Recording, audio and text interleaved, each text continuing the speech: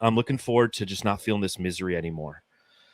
You know, I found myself at the end of this season and in this postseason without the energy or the words anymore to describe my frustrations with this team because it was chronic. It was the same thing over and over. It was game 1 and game 2 and game 3 was the same fucking script. It was, oh, we compete for the first half, we fall apart in the third, and we don't have the heart to come back at all in the fourth. Tonight they had some more fight in them, but ultimately what slayed their personal dragon was themselves. The same things that they've had issues with throughout the regular season, the same things that we feared would affect this team in the postseason, and hope that it wouldn't. Because when the postseason began just over a week ago, we were filled with so much hope because we know that this team has the talent. That's not an issue with the Phoenix Suns. They have the talent, but they've lacked the cohesiveness, they've lacked the grit, they've lacked the guidance, and they've lacked the leadership this entire season. So trying to put together words, whether it be here on a podcast or via an article on Bright Side of the Sun, have been a challenge because it's regurgitation at its finest and trying to look at it from a different angle, but you are obtuse if you try to look at it through a different angle because there are know this, there are so many angles. There are so many things that were wrong with this Phoenix Suns team. So I don't feel this hollowness inside of me like a season when it normally ends.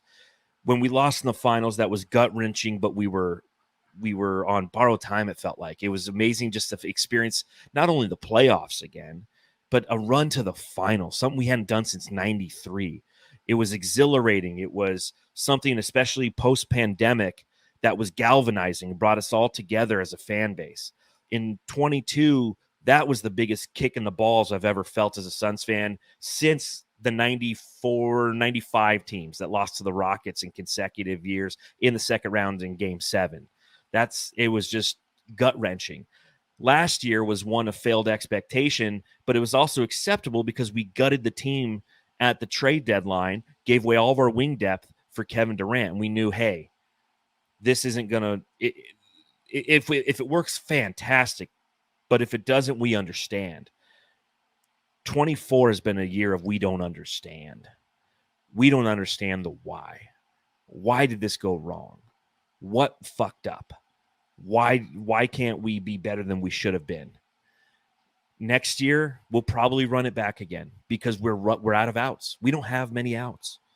So it will be a cautious fan base that very tentatively dips our toe back into the water when the season comes back around, afraid to slip and fall into quicksand and to drown into the shadows and depression that the Suns can generate when expectation is behind it, because that's what this was. This was a season full of expectation, and it ended in pure and utter embarrassment.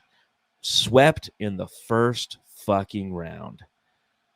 So I'm happy to put this to close the book on this chapter in Suns history. I'm exhilarated too, and I'm also frustrated because I know that the book that I open up next season is going to be eerily similar.